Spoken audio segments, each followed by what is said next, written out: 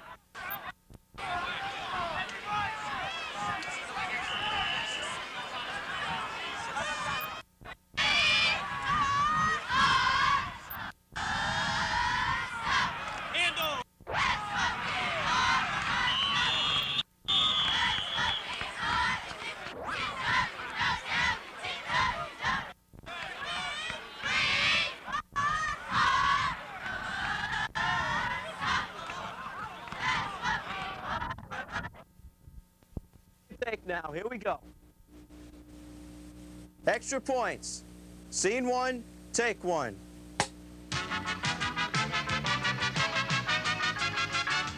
Cable 3 Sports, the leader in Westchester television sports, presents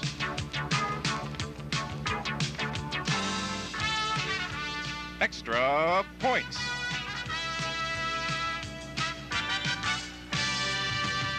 From our studios in New Rochelle, here's John Caridio. Well, hi, everybody, and welcome to another live edition of Extra Points here at Cable 3. And for the next half hour, we have indeed got for you a packed program. We're going to have 2 Game of the Week highlights to go over, and that means 2 sets of coaches and 2 sets of players of the game. And in just a few moments, we'll visit with the Bronxville contingent, led by head coach Vito Priori and our player of the game, Dave Stiers. You may remember the Broncos defeated Ardsley Friday afternoon at Memorial Field by a final of 14-0. We'll have a chance to talk with them about that game. And also, tonight, we'll have a chance to visit with John DiArco, the head football coach of the Eastchester Eagles and the player of the game as the Eagles came up winners over Westlake 20-6. Butch Burrow, the quarterback, and they'll be coming on the program as well. And we'll also have a look at the latest top 5s and what's next up on the schedule for all of the teams in Section 1 as we're getting closer to bowl championship time. But more important, we're getting into week 4 of the season. But as we begin tonight's program, we've got a couple of lead stories that we want to start off with. First of all, the White Plains-Yorktown game. You remember a few weeks ago that was suspended in the second quarter when there was no doctor available for an injured Yorktown Cornhusker, and because of that, the game was suspended. Well, the League 3 athletic directors have gotten together and they decided to scrap that game altogether. They will not play it at the end of the regular season. It will not penalize either of the team, and it's like the 2 teams never met. The athletic director over at White Plains High School, Dr. Lynn Kahn, however, says she intends on appealing that decision to the Interleague Council, but it doesn't look like she'll have much of a case, as it now seems that White Plains-Yorktown game will just be forgotten, period. We'd also like to pass along our condolences tonight to the family of John Yazzo Jr., a Westchester football official who died at the age of 49 in Dobbs Ferry last week. He worked quite a few of our games here at Cable 3, and I know we're all going to miss him. He was a great official, and again, our condolences to the John Yazzo Jr. family of Dobbs Ferry. Now let's get into the bulk of our program. It's the Week in Review. Well, it seemed to take forever to get this weekend's football in. In fact, 5 different days were used to get week number 3 in the books. The undefeated team count after this week's games is now down to 16, with 2 teams still unscored upon, Bronxville and Irvington. And as we roll through the Week in Review, you will notice there were some very important games played. And even though it's still early on the calendar, it's later than you think on the football schedule. Scarsdale improved to 3-0 with the League 3 victory over winless Carmel. The Raiders were led by halfback Abdul Steiner, who rushed for 109 yards on 23 carries. Derek Owens rushed for 231 yards and scored 3 touchdowns, while North Rockland remained unbeaten in the League 1 21-7 win over New Rochelle. Sam Bobin scored the Huguenots' only TD on a 1-yard run in the third quarter. It may be another long year for Jerry Hardy and the Mamaroneck Tigers. On Monday, White Plains came to town and put it to Mamaroneck. The Tigers struck first on Marcel Galligani's 23-yard field goal in the second quarter, but then the White Plains running game came alive. Halfback Ollie Ash scored the first of his 2 touchdowns on a 24-yard run late in the second quarter. Ash had an 80-yard TD called back on a penalty, but added a 3-yard scoring burst in the third quarter. The Tigers' final score of the day was courtesy of Derek Towns, who went in untouched from 48 yards away in the fourth quarter. White Plains wins their first for new coach George Perry, 19-3 over Mamaroneck. Iona Prep scored 21 first-quarter points and then held on to defeat Mount St. Michael 21-12. The Gales, who lost twice to the Mounties last season, improved to 2-1, while the Mount drops to 0-3. And also in the CHSFL, Stepanak's John Massey hit Reggie Ryder with a 47-yard TD pass with 7:07 left to play to give the Crusaders a 19-17 victory over Holy Trinity. Ron Sanzo, filling in for the injured Cedric Nelson, scored a TD and intercepted 2 passes in the fourth quarter to seal the win. In Class B, Rye's 23-game unbeaten streak came to an end when Byram Hills beat the Garnets 7-2. The Garnets blocked a punt in the end zone with 18 seconds left, but could not get on the ball and settled for the safety. The Bobcats remain undefeated, while the Garnets lose for the first time since November 9th, 1984. In League 7, Edgemont remained winless, dropping an 18-0 decision to Pearl River. The Panthers are also still looking for their first points of the year. Woodlands won their first game of the 1987 season, ripping Sleepy Hollow 20-3 in a League 6 affair. The Falcons are now 1-2 overall and 1-1 in conference play. Chris McFarland's 13-yard touchdown pass to Brad Sahlstrom in the second quarter was enough for Nanuet as the Golden Knights down Pelham 6-3. Mike Brescia kicked a 21-yard field goal as the Pelicans remained winless. Nanuet moved to 3-0 overall and 2-0 in League 7, tied with Byram Hills for the top spot. The Irvington Bulldogs now have the longest active winning streak in Section 1. Friday's 16-0 conference victory over Valhalla gives the Bulldogs 12 in a row. The Vikings fell to the League 8 cellar at 0-2-1. Rhine X quarterback Ricky Talevi will be out for the rest of this season, and before Monday's game with Hastings, trying to give new quarterback Dave Winward some pointers. And early on, it helped. Senior halfback George Piscalis gave the Panthers a 7-0 lead with this 15-yard touchdown run in the first quarter. However, the Yellow Jackets would come right back to take an 8-7 lead at halftime when Jim Expedden scored on a 1-yard run. However, on the opening kickoff of the second half, Piscalis got the lead right back, returning that kick 82 yards for a touchdown and a 13-8 Panther lead.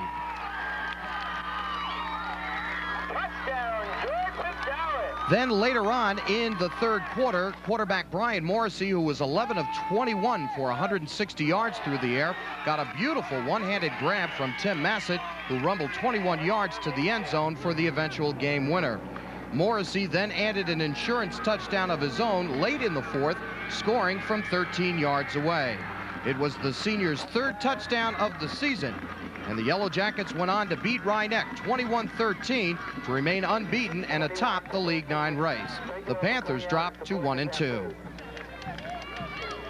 Dobbs Ferry got back on the winning track, knocking off Tuckahoe 21-6 in a League 9 meeting.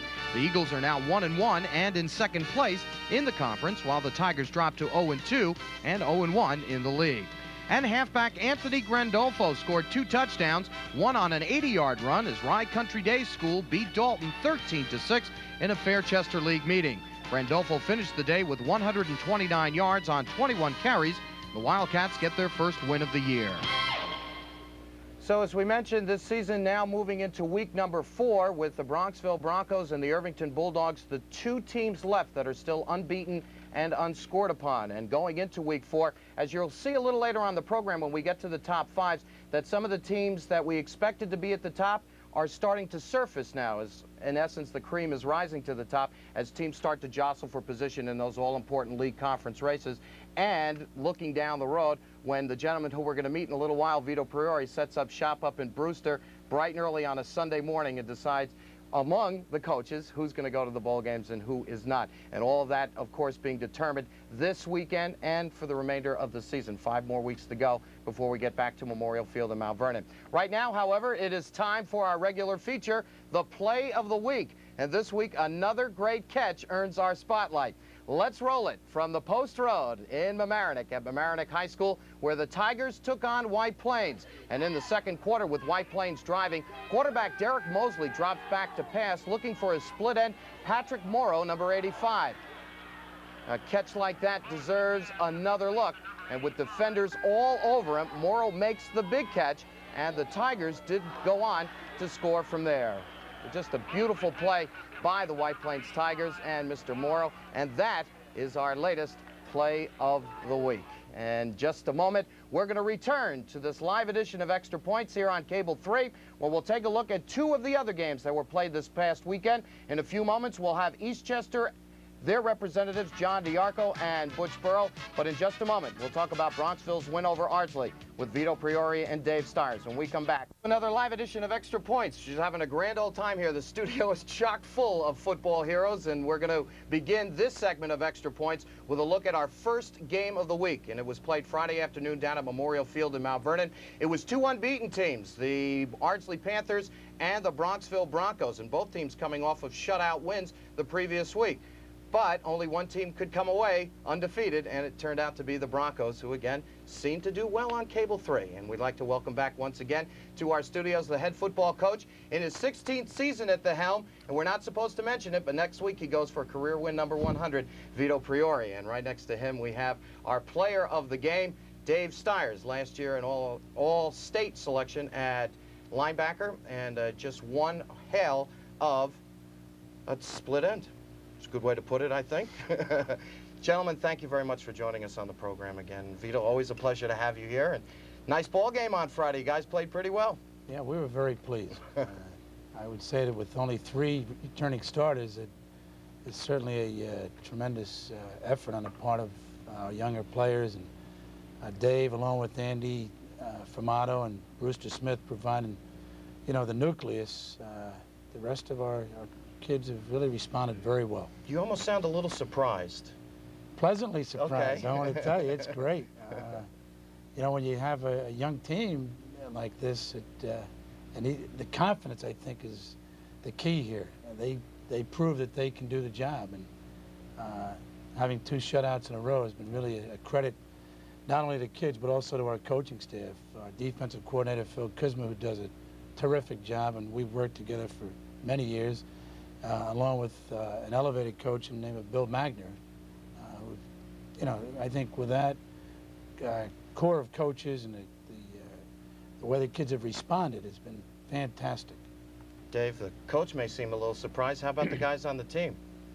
Well, we've been working very hard over the off-season. We started practice a little bit earlier, and Mr. Magner has done a great job with the line. They've improved quite a bit over the weeks that we've been working with them, and Mr. Kuzma as well has done a great job with the defense, I thought. Do you like the defense better than the offense nowadays? I think I do. In the last couple games I have. It tends to switch back and forth from game to game, depending on what the outcome of the game was. It's a nice little decision to have to make week after week, I think. We've got some highlights that we want to show the folks at home, and I'm sure you'd like to see them all over again, especially when you're a winner. Most coaches seem to like to do that. I don't know why.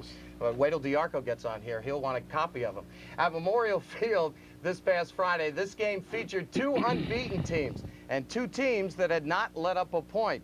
And when 2 tough defenses collide head-on, something, or in this case, some team, would have to give. Ardsley would turn the ball over 5 times, which really didn't help matters, but the Bronxville defense allowed the Panthers only 60 total yards in offense, and like every great team, capitalized on those mistakes. They may have come in unbeaten and unscored upon, but only the Broncos left the field the same way they came in. Harvey Silverbush brought his Panthers into the ballgame with a spotless 2-0 mark, while Vito Priori was at 1-0 and looking for career win number 99. And early in the first quarter, we would find out why both defenses had not allowed a point so far this season. For Bronxville, Chris Smith would pick up his first sack of the day, getting Kevin Moriarty, and then on the next series, it was Tom Ferraguzzi sacking Andy Formato. There would be a total of 7 sacks in the ballgame. In the second quarter, Dave Stiers also continues to play great defense, picks off a pass by Moriarty, and rumbles in towards the Panther goal line. And that would lead to the first touchdown of the day. On the ground, it's Bainbridge, he's in. The 6'1" sophomore scores on the 4-yard run. The 2-point conversion was no good, and Bronxville led 6-0. And the Broncos would continue their fine defensive effort. Brewster Smith with the interception. This time it's intercepted. It's Brewster Smith who picks it up, and he's still rolling, finally down close to the Ardsley 35-yard line. And if the defense couldn't get the job done, then Dave Stiers, setting up here to punt, he would get the job done as he booms the biggest punt so far of the season with a help from the roll. 63-yard punt, pinning Ardsley back in their end deep once again. But the Broncos would have one more score left in them. In the fourth quarter, Formato looking for Stiers. Here comes Formato throwing for Stiers, and David. And the senior picks it up off of the top of the grass for a 7-yard completion, and that led to touchdown number 2. For Bronxville. Bainbridge right up the middle, there he goes. Second touchdown for the sophomore fullback. So Bainbridge puts the points on the board, the defense keeps them off the board, and the Broncos get a 14-0 shutout. And a couple of quick numbers from that ball game. As we mentioned, the Ardsley Panthers only allowed 60 total yards. Actually, I should say they only got 60 total yards. That's what the Bronxville Broncos allowed them. Bronxville, on the other hand, 151 total yards, 119 on the ground, and 32 yards through the air. Coach, you don't have your son at quarterback anymore, but Dave Stiers has been around almost as long as Tommy was, and he's really got to make a big difference out there in the field. As you mentioned, you don't have that many returning starters coming back. I think the key here is that David is a 3-year starter. And, for example, last year he had 53 receptions, which is a tremendous effort on the part of any high school kid. And because of that, he's developed a reputation, no question about that. And every opposing team that we find, they're either double or triple teaming him. Mm-hmm. So therefore, we've relied a little bit more and trying to get a little more balance by throwing to Brewster Smith or, opening up the running game. Mm-hmm. So the fact that teams really regard and respect David has been a tremendous asset for us and developing other aspects of the game. Mm-hmm. But it certainly is a credit to David. Now, Dave, you mentioned on the post-game show with Ray Karowski, you thought that Jeff Caldera did a pretty nice job defensing you during the game. He also talked a little bit about the double coverage that you've been seeing more and more as the weeks go by. During the game, does it frustrate you at points? You're used to catching passes, a lot of passes during a game, and now all of a sudden, I mean, you are the focus of attention on the football field when the offense is on. It does get frustrating. It seems like my position at times gets controlled by other factors such as the defense and how the defensive line is doing if we're running a lot. But as long as we're going places on offense and doing all right, I'm happy. Okay. Question we like to always ask the players, future plans for yourself once you finally have to take out the blue and white of the Bronxville Broncos. I don't know. I'm trying to keep an open mind about it right now. I'd like to play football in college. I really don't know where. Somewhere. See a Division I prospect? Oh, definitely. Mm-hmm. David, he's equally as good on defense. I think people look at him as a receiver. He has excellent hands. He finds the open spots, but defensively, he's awesome. I want to tell you, he firms up the middle of our defensive front along with J.P. Delaney. Not many people are going to run inside us. I can tell you that right now. So people are forced to run off tackle or try to run a sweep. And believe me, David, he could play either way, either offense or defense in college. We want to thank you very much for joining us again on the show and wish you the best of luck Saturday against Valhalla. It's a league game. It's also a major milestone for yourself, hopefully. But we'll wait till that occurs before we'll give you the cake that we have waiting outside for you. But again, thanks very much for joining us, and congratulations on a great ball game. It's always a pleasure to be here.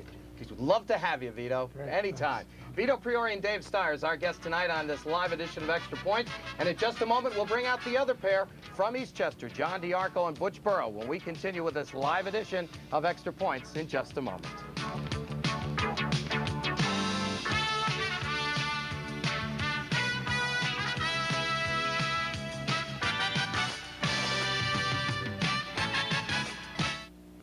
John DiArco and Butch Burrow, now our guests on this live edition of Extra Points. We're taking a look now at our second game of the week on a doubleheader we had this past weekend. Eastchester picks up their first victory of the year, dumping Westlake over at Jarvis Bowl 20-6.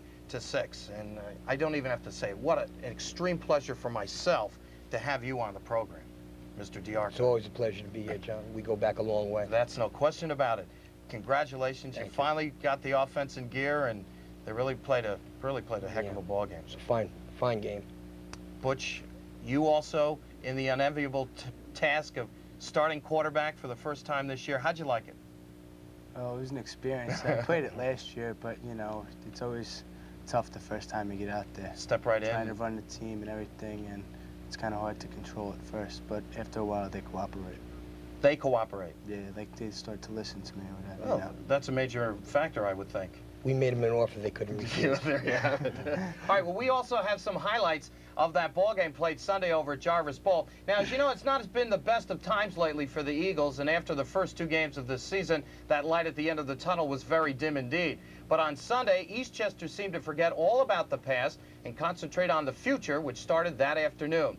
The defense has always been good at Eastchester, but on Sunday, the offense got it in gear. Actually, they kind of jump-started it in the first quarter, but soon it was humming along on the way to victory number 1 in this 1987 campaign. A good crowd showed up for a Sunday afternoon ball game at Jarvis Bowl, including Rich Beckley, now in his 3rd season as the head coach of the Westlake Wildcats, his team at 1-1, while John DiArco in his 4th season as the head coach at Eastchester, struggling a bit with his team at 0-2. 8:41 left in the first quarter. J.P. McGinnity gets the ball. And he'll break it away down to the 20-yard line, to the 10-5, and he got in. Just 8:41 left to go in the first quarter. Just the second play for Westlake, a 49-yard touchdown run, and the Wildcats led 6-0. The Eagles then drove the length of the field, but had their drive stopped cold when Jeff Weigel intercepted Butch Burrows' pass in the end zone. He brought it out. However, it was just a matter of time before the Eagles would get on track. 7:21 of the second period, Burrows, the 6'1" junior, crosses the goal line on a 6-yard run, and after the extra point, the Eagles were on top by a score of 7-6. In the second quarter, 1:50 left to play. Matt Gabelli scores on a 2-yard run. The Eagles again hit on the extra point, and they were rolling 14-6. In the fourth quarter, Mark Della Femina on a 20-yard blast off of left tackle. Penalty marker goes down, 2 go down, and Della Femina is And down. after the penalty was assessed after the run, Burrow finds Jimmy Handel wide open in the end zone. Burrow to throw towards the end zone. Complete touchdown.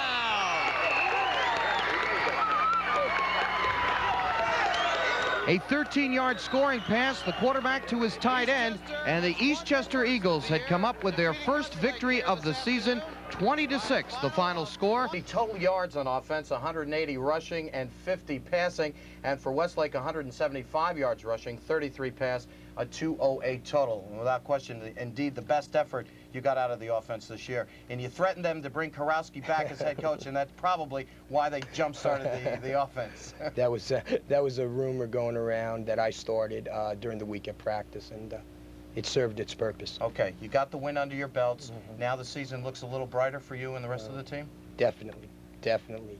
I didn't expect to go into the game 0-2.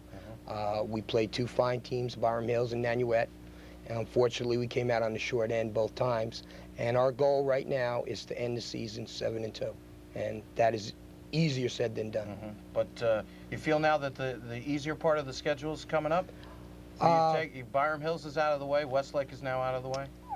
We still have Rye. We still have Pelham.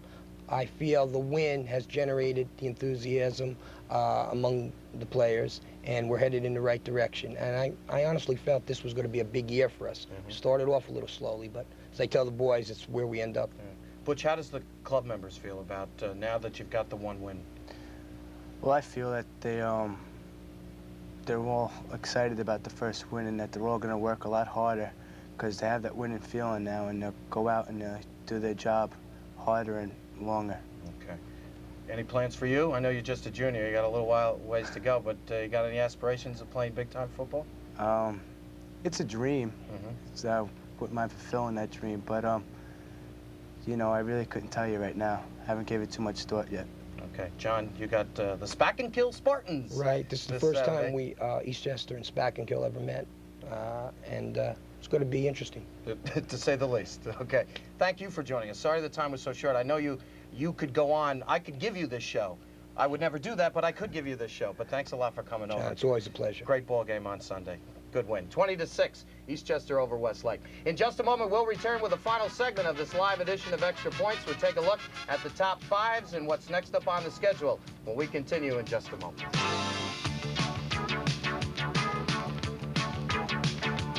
Getting the 5th spot once again this week. Over in Class B, however, we had some changes at the top spot. Byram Hills, courtesy of their victory over Rye, 7-2. They jumped from the number 2 spot to number 1. Harrison goes from number 3 to number 2, and the Garnets drop 2 notches to number 3. Nanuet Golden Knights gets their first appearance in the top 5 with a 3-0 mark, and the Portchester Rams, who lost to Harrison 20-15, they drop from number 4 to number 5. And finally, over in Class C this week, the Pleasantville Panthers retain the top spot. They've been there all year long. Hackley goes from number 3 to number 2, and then Irvington jumps up a notch from number 3. And the Bulldogs also unbeaten now at 2-0. Bronxville is at number 4. They were there a week ago. And the Hastings Yellow Jackets also there 1 week ago at the number 5 spot. Now, what's most important is who these teams have to contend with in week number 4. We'll take a look now at the schedule very quickly. In Class A, Roosevelt's Idle, Scarsdale's at Lakeland, North Rockland meets Ramapo, White Plains takes on number 5 Osney, Mamaroneck is at Fox Lane, Stepanak against Nazareth, and New Rochelle faces Clarkstown South. In Class B, this coming weekend, we'll have Byram Hills at Pearl River, Harrison is at Sleepy Hollow, Rye takes on Tappan Zee, Nanuet meets Ardsley, Portchester against Nyack, Eastchester versus those Spartans, Pelham meets Westlake, and Edgemont takes on Pine Plains. And last but not least, over in Class C, Pleasantville meets number 3 Irvington. That's a big one. Hackley's Idle. Bronxville takes on Valhalla. Hastings is at Millbrook, and Dobbs Ferry takes on Dover Plains. And finally, one other game will be played next week, and that's going to appear on our high school football game of the week. We'll be over at Tuckahoe High School this Saturday for a 12 o'clock start as the Tigers play host to the Rhinebeck Panthers. It's a Class C League 9 meeting, and we'll have same-day coverage for you Saturday night at 8, Sunday morning at 10, and then Tuesday night again at 8 p.m. And that's going to do it for this edition of Extra Points. We'll remind you the first airing of Eastchester and Westlake follows immediately after this program. And again, our thanks to all our guests who showed up for tonight's program. We'll hope you'll be back next week for another live edition of Extra Points. I'm John Carrillo. See you later, everybody.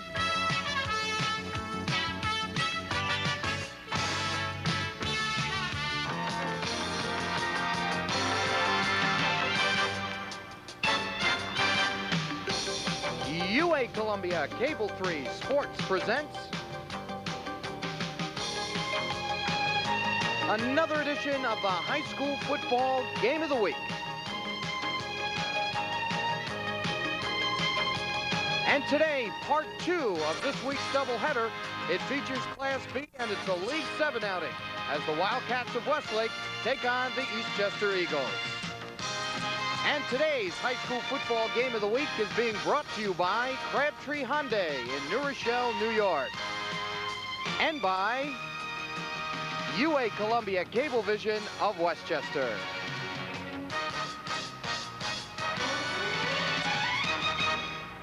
And welcome to Jarvis.